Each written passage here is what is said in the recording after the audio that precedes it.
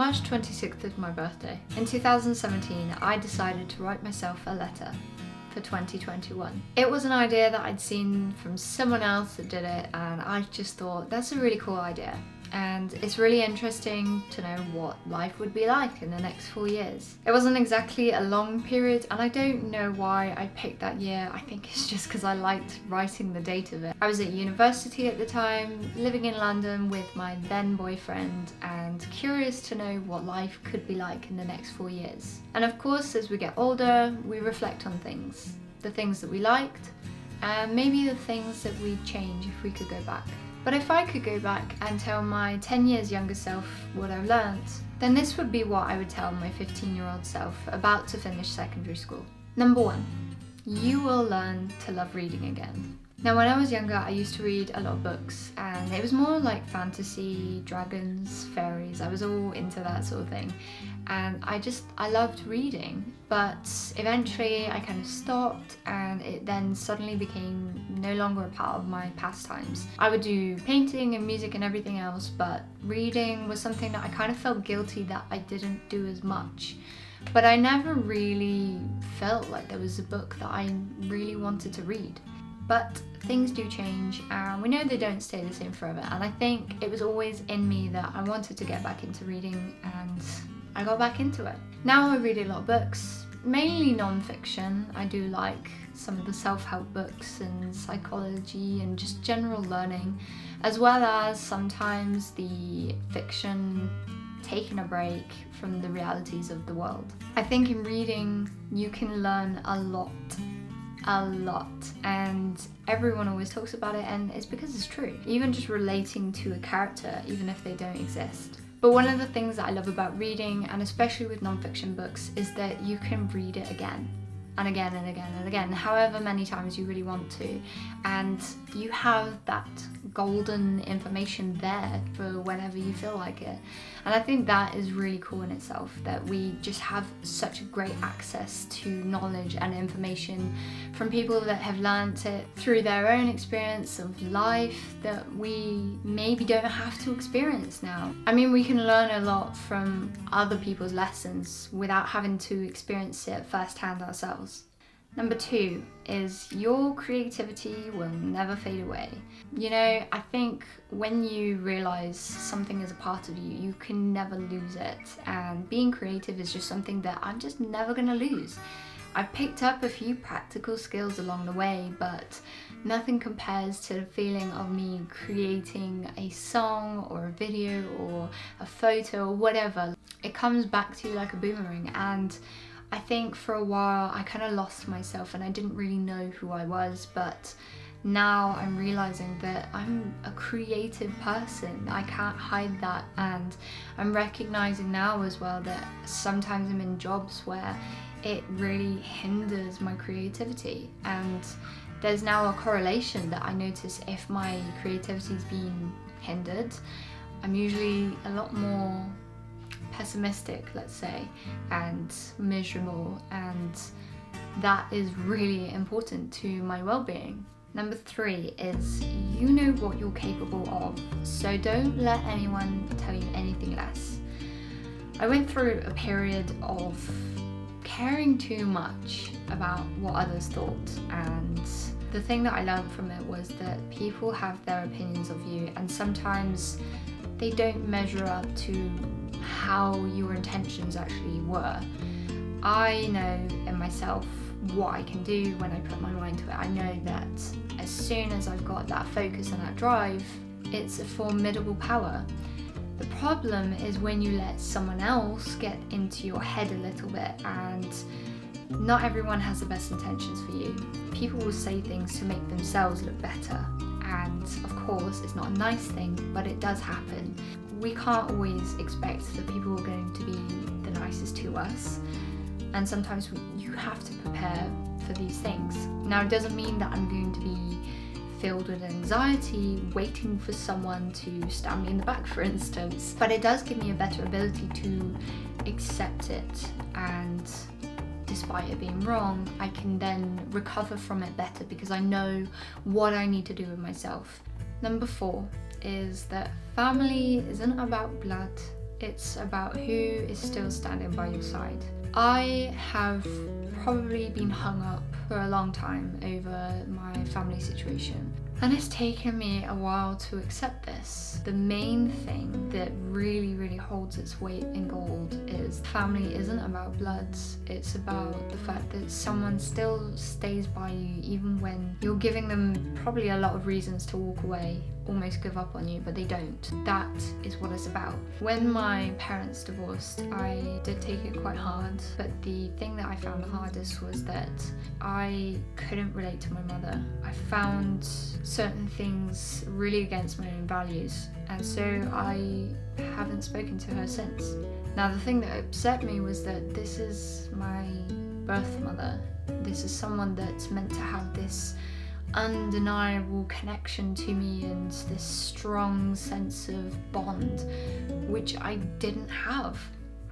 And I had this strong, undeniable bond with my dad, who actually came into my life when I was 2. I absolutely adore him. Family isn't about blood, it's about who is still there. Now, obviously, when this all happened, he could have just, said bye-bye and that's it, I've done my bit, you're an adult now. But he didn't. He is my dad, that's it. It's the same with my grandparents. Like, they are my grandparents. They've been through thick, thin, seen me grow up, all the years, all the tears, and this is it. This is what family means. So for those of you that maybe don't have your father or your mother around, look at who is around, because those are the people that are important to you.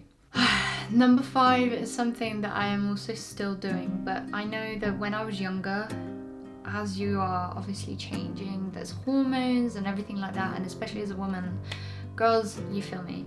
But one of the things that I wish that I tried to do sooner was to master my emotions a little bit better. I kind of went through a bit of an emotional tirade where I then also developed a lot of anger, and I didn't control it. I just allowed it to be as it was and just kind of had the attitude of, well, this is me, that's it, you're gonna have to deal with it. Of course, that's the wrong attitude. That is not encouraged at all. And it's not about suppressing yourself and controlling yourself in that sort of way, but it is about having that respect for other people, because relationships do matter. We know this. And I hurt people that I didn't want to hurt along the way. I, of course, no longer speak to them anymore because I was so unaware with my own emotions and how I was behaving. It's a regret of mine, because sometimes I think that's going to be the experience that they have of me and that they'll think of me as. I went to therapy to sort this problem out because suddenly I had this awareness, and I think this is such a powerful tool. Is once you become aware of yourself and your behaviors, you can see how they don't help you. Of course, I can't change the past now, and it's one of those lessons that I just wish I learned sooner. I wish I'd kind of had that awareness that I have now. Of course, I do wish I could tell 15-year-old me that life is going to be pretty hard and you're going to feel a lot of emotions, but it's really, really important to try and have a overall management on these, because otherwise it's just gonna hurt not only you but other people as well. Now, that doesn't mean to say that I'm this solid, can't tell how I feel type of person. I very much do still wear my emotions outside. People could definitely tell when I'm not okay. But I do recognize when I need to try and hold back a little bit, not say the first thing on my mind, because it's not going to be something that I will appreciate later once I've calmed down. 98% of the time, I don't want to say what I was going to say in the moment, and I know, and I'm glad that I didn't. Number 6 is that sometimes some people are going to have their own problems and their own responsibilities, and sometimes they are not going to admit that they actually have a problem. This is when you need to walk away. I was dating someone and I was still maybe a little bit fragile to see. Of course, I learned the lesson afterwards, but this person that I was with just made me feel like I had a problem. And despite the fact that I was doing the work that I needed to do, going to the counselling, getting the support that I needed to better myself and to make myself feel more stable and stronger, he still criticized me and I was still causing the problems. Of course, I didn't see these red flags at all. I was blind. And sometimes in life, you're gonna meet different people like that, whether it's your boss or someone that's like a friend of a friend. You only need to surround yourself with people that make you feel like you can be yourself. Someone that wants to actually see you grow. Those are the people that are important. Learn to walk away from those that aren't. When I looked back, also at that person with empathy, whilst what they were doing to me wasn't right, I can understand why they behave that way, but that's not my responsibility. My responsibility is what I'm doing with my own behavior. If someone isn't aware of their own problems, that's not your responsibility, so walk away. And I do wish I walked away sooner because it probably would have saved me a few tears along the way, but a lesson is a lesson learned, and it's definitely given me some strength. If anything, it taught me what I don't want, and so now I'm able to recognize those signs much quicker. Number 7 is look after your body.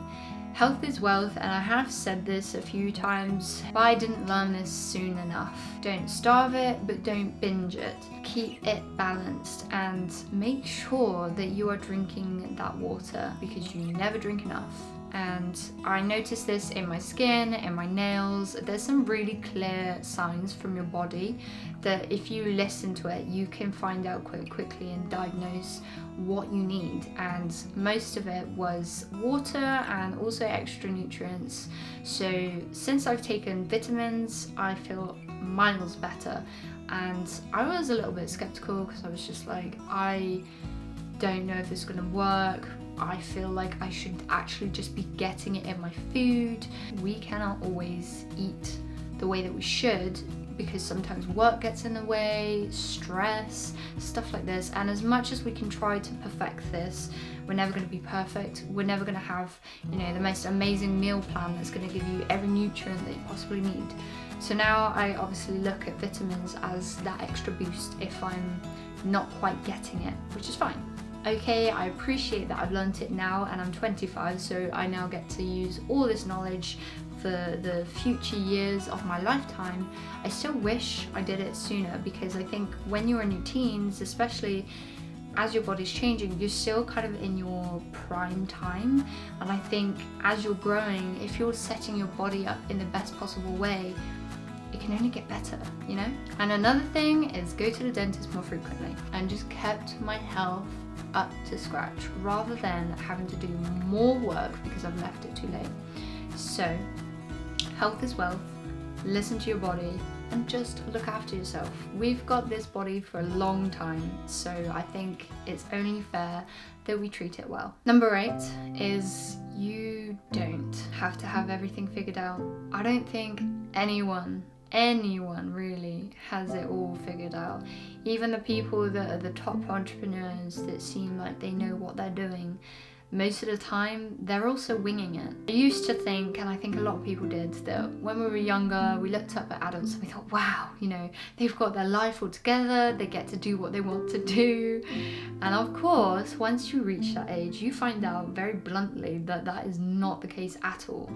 I'm 25 and I still don't really know what I'm doing. I'm still getting my footing on this thing called life. And it's very much a journey. The biggest thing that I've learned, of course, is that things change, and especially after this last year, wow, okay, a lot can change, especially in a small time frame as well. So even if you do have a plan, it might not go the way that you think it's gonna go, because sometimes things happen way beyond our control and we have to adapt. It's now no longer the same world where people were expected to just get a job and stay there for the next 40 years of their life until retirement. Now we have so many options. You're allowed to change ideas and to experiment and to just take the opportunity when it arises in the moment. And sometimes when you do that, it's going to be so much more rewarding than just sitting down and thinking, I have to do it this way because this is the way that it's expected. It's not. Take a little bit of pressure off yourself because you're not going to have it figured out. Life doesn't end just because you don't really know what you're doing. No one ever knows what they're really doing. Number 9 is that life is really hard sometimes, but you are much stronger than you think. When I look back at things now, obviously I can see that there's a lot of things I've learned about myself. And one of the things that really stands out is that the resilience I have is pretty good. I get back up. And I think a lot of this comes from when Dad would take me on these holidays to the Lake District. We'd go hiking and cycling, a lot of mountain biking, should I say. And this was the playground where I learned this lesson. There was one time where I fell off my bike and it really hurt. I've actually still got part of the scar now. And I was fearless back then. I would never touch my brakes, ever. I loved the adrenaline rush of going down so fast, and it was scarily fast. Of course, I crashed, and of course knocked my confidence massively. So I'm lying there, I'm crying, and Dad comes over, got this great big rash down the side of my body, but he says, get back on that bike. No, I don't want to, I'm too scared. And he was like, get back on it. And okay, at the time you might think, wow, that's really harsh, I can't believe you just said that. But it was so important because it taught me that I'm gonna fall off sometimes and it's gonna really hurt, but it's not over and you've got to get back on it, and you will obviously take time to regain that confidence, but it can come back. Of course, I'm never going to ride in the same way that I used to, where I was ridiculously fearless, but I can get back on my bike. I don't fear it. Of course, I fear getting hurt, but I know that the pleasure outweighs the pain, and this is sometimes the same with life. Life is rough, there's going to be things that are going to be so painful, and of course you can't really prepare for it, but it's about your attitude afterwards.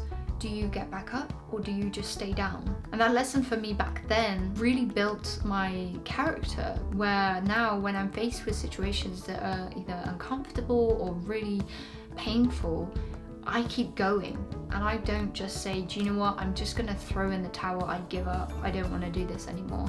I don't do that. We can also learn the lessons from athletes where they manage to do these incredible things with their body. What separates us from them is, of course, training and everything like that.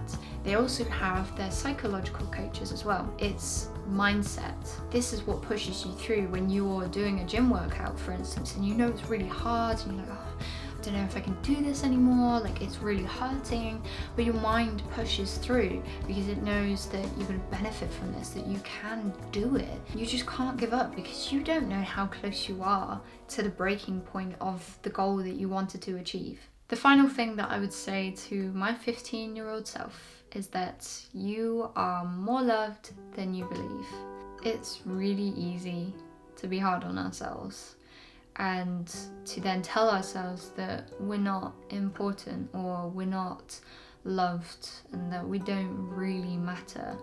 I think a lot of people can relate to that, maybe not to the extremes that I have felt, and that's particularly obviously when my mental health is in its really bad state. I think we just need to be more compassionate to ourselves because we are important, we are loved, and even if you don't feel like it or you don't see it, it is there. Your friend does love you, even if they haven't messaged you in the last week because things got busy. There's context to everything, and I think it's quite easy to jump to a conclusion and say, oh well, they're behaving in this way so they don't want anything to do with me. A lot of the time, if you communicate this with the person, you'll find out they were I don't know, ill for a week and they just didn't really pick up the phone much, or they were super busy with work. And I think with the whole cancel culture, it puts a little bit of pressure on how people need to behave all the time, because there's this saying that I don't agree with, and that it's people will give you attention if you're important enough. I don't agree with that. I think that's a really horrible way to look at it, because I know, especially, like, there's people that I love so much, and sometimes I'm not very good at always showing it, purely because I have like so many other distractions that have taken my time, and I've not maybe prioritized as well as I could have. And of course I've made mistakes, and people do make mistakes, so trying to put that pressure on someone to always behave in the way that they should because you're expecting that is not realistic. We are humans, we make mistakes. Sometimes those mistakes are very hurtful, but if someone is willing to try and to repair that with the best intentions, why would you want to sever that? In the moments throughout the years where I thought I wasn't important, or I thought I wasn't loved, it was completely false. And not only am I loved by others, but there's an importance, of course, to love yourself as you are, as you evolve, as you change, as you do become better, because no one stays the same. Over these 10 years, I genuinely think I've changed so much, very much. I'm hopeful for the next 10 years of how I'm going to be, the lessons that I learn, because obviously everything is in hindsight. So of course that's what I would say if I did meet my 15-year-old self. So for now, I'm just going to enjoy the way that life is, appreciate the lessons that I've learned, and look forward to the future.